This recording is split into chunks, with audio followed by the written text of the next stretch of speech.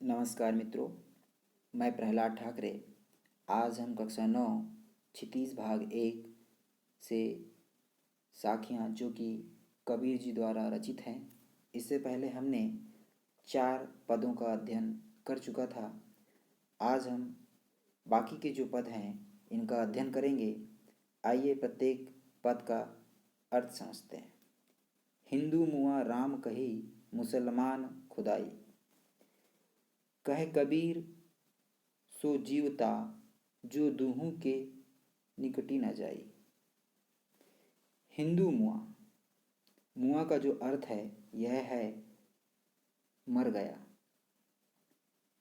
सो जीवता, सो जीवता इसका अर्थ है वही जीता है।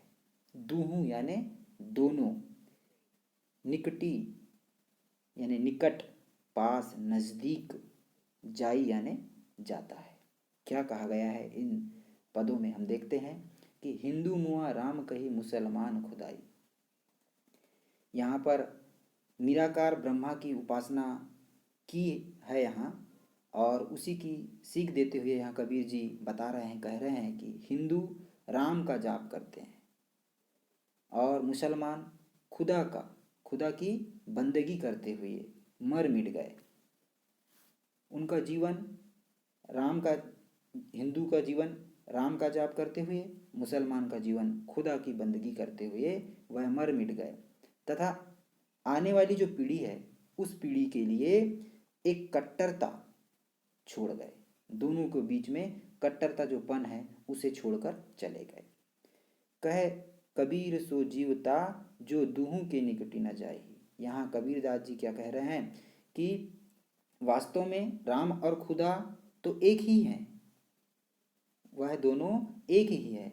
कवि के अनुसार जो राम और खुदा के चक्कर में ना पड़कर प्रभु की जो भक्ति करते हैं वही सच्चे रूप में जीवित हैं और सच्चा ज्ञान प्राप्त करता है। इन दोनों के बीच में जो नहीं पड़ता है वही अपने जीवन में, वास्तविक जीवन में वही सच्चा ज्ञान प्राप्त कर सकता है। तो इस प्रकार से कबीरदास जी ने यहाँ कहा है कि वह ना तो राम का जाप करे, ना ही खुदा के चक्कर में पड़े, सिर्फ वह प्रभु की भक्ति करे। अगर वह सच्चे मन से, सच्चे हृदय से अगर प्रभु की भक्ति करता है तो वही व्यक्ति एक सच्चा ज्ञानी हो सकता है और एक अच्छे ज्ञान को प्राप्त कर सकता है।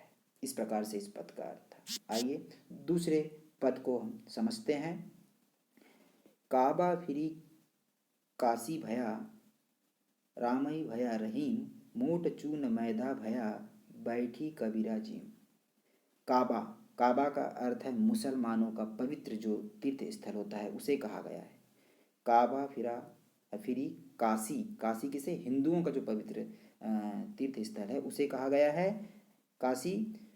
और भया, भया यानी होता है हो गया। मोट चून, मोट चून, मोट चून मतलब मोटा जो आटा होता है उसे कहा गया है। बैठी यानी बैठ कर, जीम, जीम यानी भोजन करना। आइए इसका अब अर्थ समझते हैं इन पंक्तियों के माध्यम से। क्या कहा गया है कि काबा फिरी काशी भया, राम ही भया रहीम। यहाँ जो कहा गया है, कवि कहते हैं क्या कहते हैं कि जब राम रहीम हिंदू मुसलमान के भेद से ऊपर उठ गया तो मेरे लिए काशी तथा जो काबा है, मुसलमानों का जो पवित्र स्थल है, काशी में कोई अंतर नहीं रह गया। मैं उससे ऊपर उठकर देखा। राम रहीम हिंदू मुसलमान के भेद से मैंने दोनों से ऊपर उठकर जब देखा तो जब दोनों से ऊपर उठकर देखा तो मुझे दोनों में जो अंतर है, कोई अंतर मेरे लिए नहीं रह गया। मोट चून मैदा भया, बैठी कबीरा जी। यहाँ कबीरदास जी कह रहे हैं मन में, उसके बाद कह रहे हैं कि मन में जिस प्रकार के मेरे बहुत सारे ऐसे सवाल थे, दोनों में जो भेदभाव रख रहा था, इसके कारण जिस मोटे आटे को मैं अखाद्य समझ रहा था, मोट चून, जिस जो आटा था उसे मैं अखाद्य समझ रहा था, अब वही बारीक मैदा हो गया है। क्यों? क्योंकि मैंने दोनों के बारे में समझ लिया है। वह मेरे लिए अब जिसे जिस आटे को मैं मोटा समझ रहा था, मैं सोच रहा था कि यह मोटा आटा है, किसी काम का नहीं है, किसी कार्य का नहीं है, लेकिन जब मैं उसके बारे में समझ गया तो अब वह जो आटा है वह मेरे लिए मैदा हो गया है, जिसे मैं आराम से अब क्या कर सकता है, वह खा सकता हूँ। यहाँ कबीर जी कह रहे हैं कि अब आराम से मैं उसे खा सकता हूँ। अर्थात इस पद में जो कहना चाह रहे हैं कबीर जी, वो क्या कह रहे हैं कि मन में या मन से सांप्रदायिकता तथा भेदभाव की जो दुर्भावना थी